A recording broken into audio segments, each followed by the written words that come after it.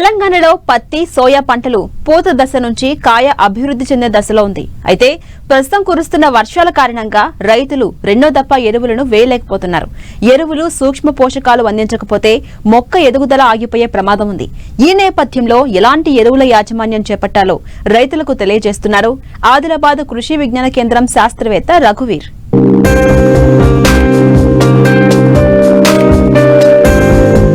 ఏడాది రుతుపవనాల రాక ఆలస్యం కావడంతో పత్తి సోయా పంటల సాగు కూడా ఆలస్యమైంది. చాలా వరకు మొదటి దఫా ఎరువులను కూడా వేశారు. అయితే కొంత బెట్ట వాతావరణ పరిస్థితుల తర్వాత ప్రస్తుతం కురుస్తున్న వర్షాలు పంటకు మేలు చేస్తున్నాయి. అయితే పంట చేలన్నీ తడిగా ఉండడం, వర్షపు జల్లులు పడుతూ ఉండడంతో సూక్ష్మ పోషకాల లోపం ఏర్పడుతుంది. ఈ నేపథ్యంలో పత్తి సోయా పంటల్లో ఎరువుల యాజమాన్యం ఏ విధంగా చేపట్టాలో తెలియజేస్తున్నారు ఆదిలాబాద్ కృషి విజ్ఞాన కేంద్రం శాస్త్రవేత్త రఘువీర్. సో మన ఆదిలాబాద్ జిల్లాకు వచ్చేసరికి మనకు ముఖ్యమైన పంటగా పత్తిని సాగు చేయడం జరుగుతుంది. సుమారు 4 లక్షల నుంచి 4 లక్షల ఎకరాల వరకు ప్రతి వానాకాలంలో సాగు చేయడం జరుగుతుంది.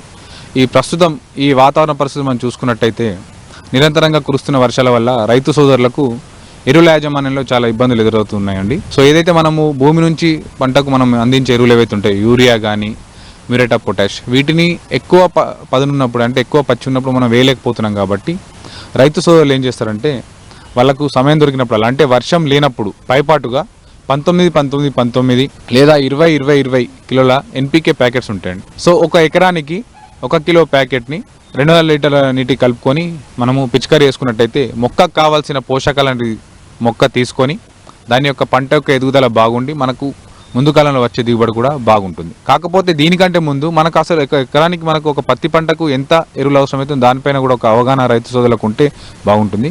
ఒక ఎకరం పత్తికి మనము 48 కిలోల నత్రజని, 24 కిలోల భాస్వరము మరియు 24 కిలోల పొటాషియాన్ని అందించాల్సి వస్తుంది. అందులో 24 కిలోల భాస్వరం ఏదైతుందో మనము విత్తుకునే సమయంలో డిఏపి లేదా ఎస్ఎస్పి రూపంలో మొక్కకు అనేది మనం ఇవ్వడం జరుగుతుంది.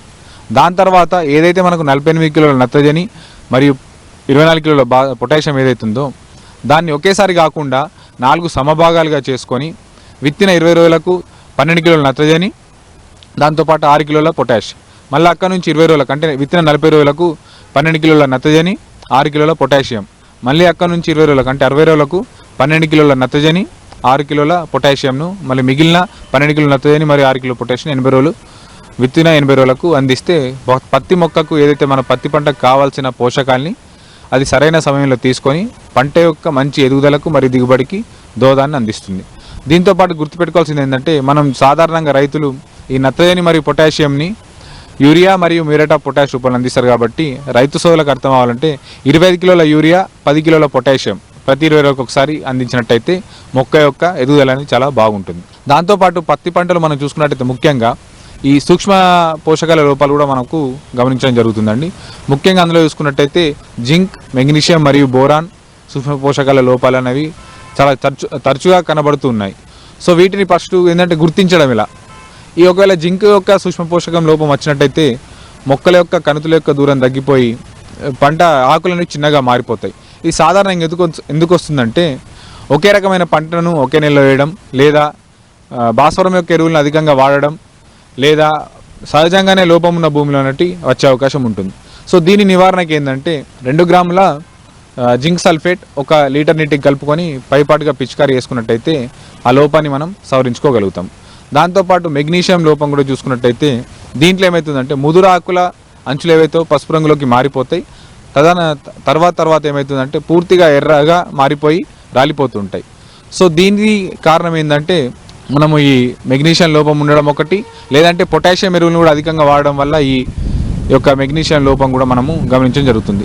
దీని నివారణకు 10 గ్రాముల మెగ్నీషియం సల్ఫేట్ని 1 లీటర్ నీటికి కలుపుకొని వారం వ్యవధిలో 2 సార్లు లేదంటే 10 రోజుల వ్యవధిలో 2 సార్లు పిచికారీ చేసుకున్నట్టయితే మనం మెగ్నీషియం లోపాన్ని కూడా అధిగమించుకోవచ్చు. దాని తర్వాత బోరాన్ లోపం వచ్చినట్టయితే మనకు ఈ పూత మరియు పిందె రాలడం అనేది జరుగుతుంది. సో దీని నివారణ కోసం ఏం చేస్తామంటే 1.5 గ్రాముల బోరాక్స్ పౌడర్ని 1 లీటర్ నీటికి కలుపుకొని 10 రోజుల వ్యవధిలో 1 నుంచి 2 సార్లు పిచికారీ చేసుకొని మనం వీటి యొక్క నివారణను సవరించుకోవచ్చు. సో ఈ పత్తిలో ఇలాంటి జాగ్రత్తలు ఖచ్చితంగా రైతు సోదరులు పాటించినట్టయితే మంచి దిగుబడి సాధించడంతో పాటు యొక్క పశువుల పోషకాల వినియోగాన్ని కూడా సామర్థ్యంగా వినియోగించుకునే అవకాశం ఉంటుంది. ఆదిలాబాద్ జిల్లాలో మరో ముఖ్యమైన పంటగా మనం సోయా చిక్కును సాగు చేయడం జరుగుతుంది. ఇది సుమారు 1 లక్ష ఎకరాల్లో ఇప్పటివరకు మనకు ఆదిలాబాద్ జిల్లాలో సాగు చేయడం జరుగుతుంది. సో దీంట్లో కూడా మనకు సోయాబీన్ కూడా మనకు సాగు చేయడానికి సోయా చిక్కుడు సాగుకు మనకు ఎకరానికి 24 కిలోల నత్రజని, 24 కిలోల భాస్వరం మరియు అలాగే 16 కిలోల పొటాషియం అనేది అవసరం అవుతుంది. సో ఇందులో ఏదైతే మనము 24 కిలోల భాస్వరం ఏదైతుందో దాన్ని కూడా విత్తుకునే సమయంలో లేదంటే విత్తిన 10 రోజుల్లోపు డిఏపి రూపంలో లేదా ఎస్ఎస్పి రూపంలో మొక్కకు అందించడం జరుగుతుంది. ఆ మిగిలిన ఏదైతే మన నత్రజని ఉంటుందో అందులో 12 కిలోల నత్రజని విత్తుకునే సమయంలో వేసుకొని మిగిలిన 12 కిలోల నత్రజని మొక్క పూత దశకు వచ్చే ముందు వేసుకున్నట్టయితే ఈ నత్రజని వినియోగం పెరిగి మొక్క దిగుబడి అనేది మంచిగా ఉంటుంది.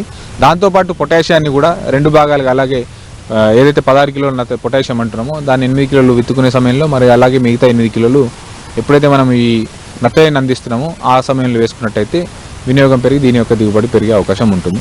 అలాగే ఇప్పుడు ప్రస్తుత వాతావరణ పరిస్థితి చూసుకున్నట్టయితే కంటిన్యూస్ మనకు నిరంతరంగా వర్షాలు కురుస్తున్నందుకు మనం సోయా పంటలో ఈ ఎరువుల యాజమాన్యం చేపట్టలేకపోవచ్చు, ఆ ఛాన్సెస్ ఉన్నాయి. కాబట్టి రైతు సోదరులు పైపాటుగా 19-19-19 లేదా 20-20 1 కిలో ప్యాకెట్ని 1 ఎకరానికి 200 లీటర్ నీటిలో కలుపుకొని పిచికారీ చేసుకోవాలి. దాంతోపాటు ఒకవేళ పూత దశలో ఉన్నట్టయితే మల్టీకే ఏదైతే మనం 13-045 ప్యాకెట్ ఉంటామో దీన్ని 13-045ని 1 ఎకరానికి 1 కిలో ప్యాకెట్ని 200 లీటర్ నీటిలో కలుపుకొని పిచికారీ వేసుకున్నట్టయితే మంచి దిగుబడులు సాధించే అవకాశం ఉంది. ఈ రైతు సోదరులు గుర్తుపెట్టుకోవాల్సింది ఏంటంటే పంట చేనులో పొలాల్లో ఎక్కువ నీరు ఉన్నట్టయితే భూమిలో వేయకుండా పైపాటుగా అందించడం బాగుంటుంది. అలాగే ఎప్పుడైతే మనకు బెట్ట పరిస్థితులు వస్తాయో నీరు లేని సమయంలో కూడా ఇలా భూమిలో వేయకుండా పైపాటుగా అందించినట్టయితే మొక్క సమయానికి తీసుకొని వేస్ట్ అనేది కాకుండా మంచి దిగుబడి సాధించే అవకాశం ఉంటుంది.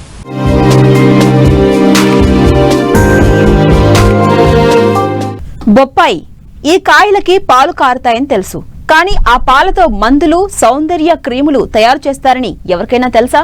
అందుకే బొప్పాయి పాలకు మార్కెట్లో మంచి డిమాండ్ ఉంది. దీన్ని ఆసరాగా చేసుకుని నెల్లూరు జిల్లాకు చెందిన ఓ రైతు చివరి దశలో ఉన్న బొప్పాయి తోటను పాల కోసం అమ్మి అదనపు ఆదాయం పొందుతున్నారు.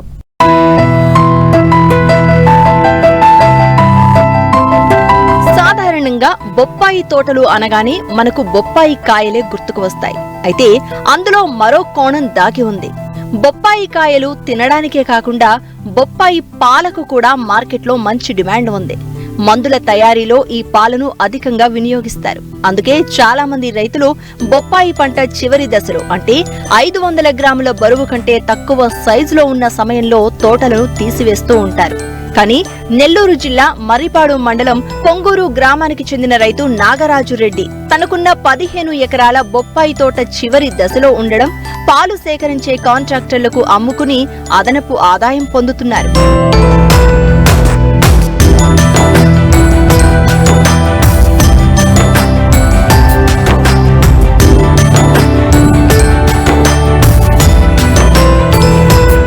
బొప్పాయి తోటల్లో చెట్ల నుంచి పాల సేకరణ ఉదయం తెల్లవారుజాము నుండి 10 గంటల వరకు మాత్రమే తీస్తారు. బొప్పాయి పాల సేకరణ ప్రత్యేక పద్ధతుల్లో కూలీలు సేకరిస్తూ ఉంటారు. ఇందులో ముఖ్యంగా బొప్పాయి చెట్టు కింద చెట్టు చుట్టూ ప్లాస్టిక్ కవర్తో తయారు చేసిన ఓ జల్లెడ లాంటి అట్టను కింద ఉంచుతారు. ముళ్లకంప లాంటి వస్తువులతో ముందుగా బొప్పాయి కాయలపై ఘాట్లు వేస్తారు. కాయల నుంచి కారే పాలన్నీ కింద ఉన్న ప్లాస్టిక్ సంచుల్లో పడతాయి. పాలు కింద పడిన కొద్దిసేపటికే అవి గడ్డగా మారిపోతాయి. పాల ధార నిలిచిపోయిన తర్వాత గడ్డగా మారిన పాలను ప్లాస్టిక్ క్యాన్లలో నింపుతారు. పాల సేకరణ కోసం కాంట్రాక్టర్లు ఎకరం బొప్పాయి తోటలకు 20,000 వరకు చెల్లిస్తూ ఉంటారు. పాల సేకరణ ముగిసిన తర్వాత తోటల్లో మిగిలిన పచ్చికాయలను స్వీట్లు, బ్రెడ్లు, కేకుల తయారీలో వినియోగించే స్వీట్ చిప్స్ ని తయారు చేస్తారు. మేము బొప్పాయి సాగు చేస్తున్నాము. ఇప్పుడు సుమారు 15 ఎకరాల బొప్పాయి సాగు చేస్తున్నాము. ఇటీవల కాలంలో బొప్పాయి కాయలన్నీ కటింగ్ అంతా జరిగింది. కటింగ్ పూర్తయింది. చివరి దశలో ఇంకా సైజు మనకి 400 గ్రాములు పైచులకు వస్తేనే కటింగ్కి వెళ్తుంది కాయ. ఇంకా తక్కువ సైజు వచ్చేటప్పటికి ఆ పెందులు అవన్నీ కటింగ్కి రావు. తర్వాత కూడా ఈ బొప్పాయి చెట్టు అనేది కాయలే కాకుండా వీటికి పాలు తీస్తారు. కాంట్రాక్టర్ వచ్చి మా తోట కొనుగోలు చేయడం జరిగింది. సుమారుగా చెట్టు 20 రూపాయల లెక్కన కొనుగోలు చేశారు. అందులో భాగంగానే ఇప్పుడు వీళ్ళు పాలు తీసేదానికి వర్కర్స్ వీళ్ళు పాలు తీసేదానికి వచ్చారు. వీళ్ళు ఇక్కడే తోట దగ్గరే నైట్ ఇక్కడే ఉంటారు. ఎందుకంటే వీళ్ళు ఎర్లీ మార్నింగ్ 3 గంటలకి 4 గంటలకి స్టార్ట్ చేస్తారనమాట పాలు తీసేది. ఉదయం 7 గంటలకు క్లోజ్ చేస్తారు. పాలు తీసిన తర్వాతనే అవి కొద్దిసేపటికే కొంచెం థిక్ అయిపోతుంటాయి కాబట్టి వీళ్ళు కానీ ఎర్లీ మార్నింగ్ అయితేనే అవి కొంచెం ఈజీగా ఉంటుంది. అవి అంతా బ్లేడ్లతో కట్ చేస్తారు. కింద మ్యాట్లు వేసుకొని మ్యాట్ల మీద పడిన తర్వాత అవి హార్డ్ అయిపోతూ ఉంటాయి. అందుకని ఎప్పుడప్పుడు ఇక్కడే క్యాన్లకు తీసుకోవడం, బకెట్లకు తీసుకొని బకెట్ల నుంచి క్యాన్లకు ఫిల్ చేసుకొని వీళ్ళు ఇక్కడే ఉండి వీటిలన్నీ డ్రమ్ములకి క్యాన్లకు ఫిల్అప్ చేసేసి బండికి వేసేసి ఆ రోజు కోడూరు ఫ్యాక్టరీకి పంపిస్తూ ఉంటారు. ఫ్యాక్టరీకి పంపించి అక్కడి నుంచి వాళ్ళు ఇంకా ఎక్స్పోర్ట్ చేసుకుంటుంటారు. ఈ పప్పాయి పాలు తీసేది సుమారుగా ఒక ఎకరాకి 5 క్యాన్లు రావచ్చు, 6 క్యాన్లు రావచ్చు. కాయ చెట్టుకి పిందెని బట్టి పాలు వస్తుంది. అది దాన్ని బట్టి ఒక 5 క్యాన్లు రావచ్చు, 6 క్యాన్లు రావచ్చు. ఇప్పుడు సుమారుగా ఇక్కడ చూస్తే 15 ఎకరాలు ఉంది. 15 ఎకరాలు అంటే ఒక 5 క్యాన్లు వేసుకుంటే 75 వస్తాయి. 6 క్యాన్లు లెక్కేసుకున్నప్పుడు ఒక 90 క్యాన్లు వస్తుంటాయి. అట్లా వీళ్ళకి క్యాన్కి వచ్చేసి ఒక 1200, 1100, 1300 అట్లా కాంట్రాక్టర్ కూడా వీళ్ళకి గిట్టుబాటు ధర కల్పించేటట్టుగానే ఇస్తుంటారు వీళ్ళు. ఇవి ఇప్పుడు బొప్పాయి పంట దిగుబడి కాయతో పాటు ఇప్పుడు రైతుకు కూడా పాలలో కూడా ఆదాయం ఉంటుంది. సుమారు 1000 మొక్కలు తీసుకున్నామంటే 1000 మొక్కల నుంచి మనకి 20,000 రూపాయలు అదనంగా, కాయలే కాకుండా పాలలో కూడా రైతుకు ఒక 20,000 అదనంగా వస్తుంది. అట్లా వీళ్ళకి ఉపయోగపడుతుంది. అట్లా కాంట్రాక్టర్ కూడా లాభాలు, రైతుకి లాభాలు, ఇట్లా వర్కర్స్కి అందరికీ లాభదాయకంగానే ఉంది బొప్పాయి పంట.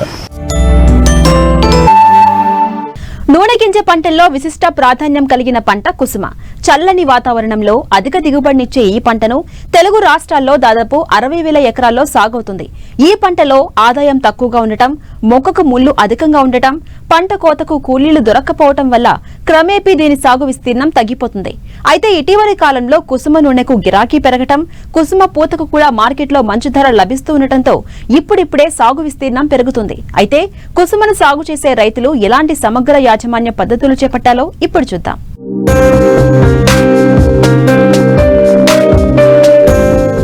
నూనె గింజ పంటల్లో బహుళ ప్రయోజనాలతో ఆకర్షిస్తున్న పంట కుసుమ. దీని ఆకులు వాడిగా ఉన్న ముళ్లను కలిగి ఉంటాయి. పూలు గుండ్రని ఆకారము కలిగి పచ్చటి పసుపు, నారింజ, ఎరుపు లేక తెలుపు రంగులలో ఉంటాయి. ఒక్కో పువ్వులో 15 నుంచి 20 గింజలు ఉంటాయి. ఆంధ్రప్రదేశ్లో దాదాపు 20 నుంచి 25 హెక్టార్లలో సాగుతోంది. ఈ పంట సాగుకు సెప్టెంబరు మొదటి పక్షం నుంచి అక్టోబరు వరకు అనుకూలమైన సమయం. ఆలస్యమైనప్పుడు నవంబర్ 15 వరకు కూడా విత్తుకునే అవకాశం ఉంది. సాగు చేసిన రకాన్ని బట్టి కుసుమ పంట కాలం 120 నుంచి 135 రోజుల వరకు ఉంటుంది.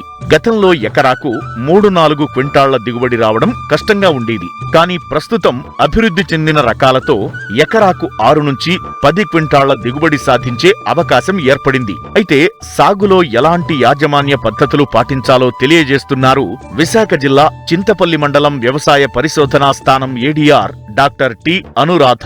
ఇటీవల కాలంలో మనకి కుసుమ పంట సాగు విస్తీర్ణం మీద రైతులు ఎక్కువగా ఇంట్రెస్ట్ చూపించడం జరుగుతుంది. దానికి కారణం ఏంటంటే ఈ పూల రెక్కల్లో కొన్ని మనకి ఔషధ విలువలు ఉన్నాయని తెలిసిన దగ్గర నుంచి ఈ పంట సాగు పట్ల రైతులు చాలా ఆసక్తి చూపించడం జరుగుతుంది.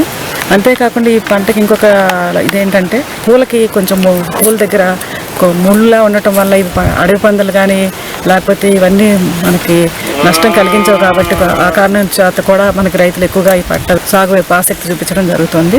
ఈ పంట మన రాష్ట్రంలో చూసినట్లయితే సుమారుగా 20 నుంచి 25,000 ఎకరాల్లో సాగు చేయబడుతుంది. మన రాష్ట్రంలో ఈ పంట ఎక్కువగా మనకి అనంతపూరు, కడప ఆ ఏరియాలో ఎక్కువగా సాగులో ఉంది. అయితే ఇక్కడ మన చింతపల్లి ప్రాంతంలో కూడా కొంతమంది రైతులు ఈ మధ్యకాలంలో ఈ పంట సాగు చేయడానికి మనకి ఆసక్తి చూపించడం జరుగుతుంది. ఈ పంటను ఎక్కువగా మనకి దాల్వా కాలంలో అంటే సెప్టెంబర్ 15 నుంచి అక్టోబర్ 15 వరకు వేసుకోవడానికి అనుకూలంగా ఉంటుంది. అయితే మనకి వర్షపాతం కనుక కొంచెం ఆలస్యమైనట్లయితే కనుక అక్టోబర్ నెలాఖరు వరకు కూడా మనం ఈ పంటను వేసుకోవడానికి అవకాశం ఉంది.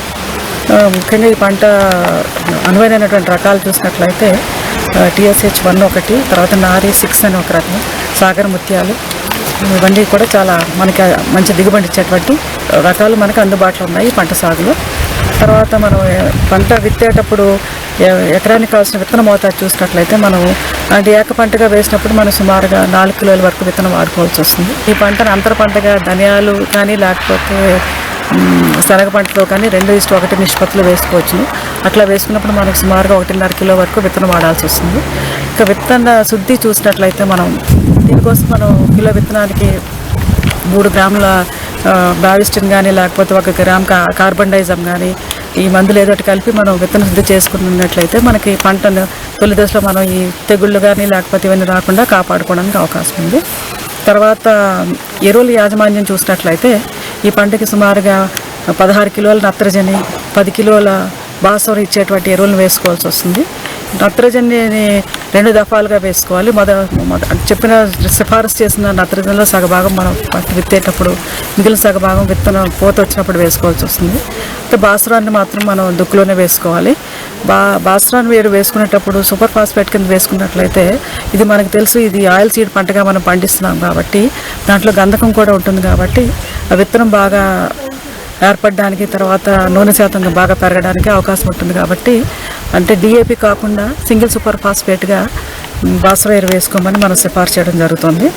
తర్వాత పూత బాగా రావడానికి సైకోసిల్ అనేటువంటి హార్మోన్ ఉంటుంది.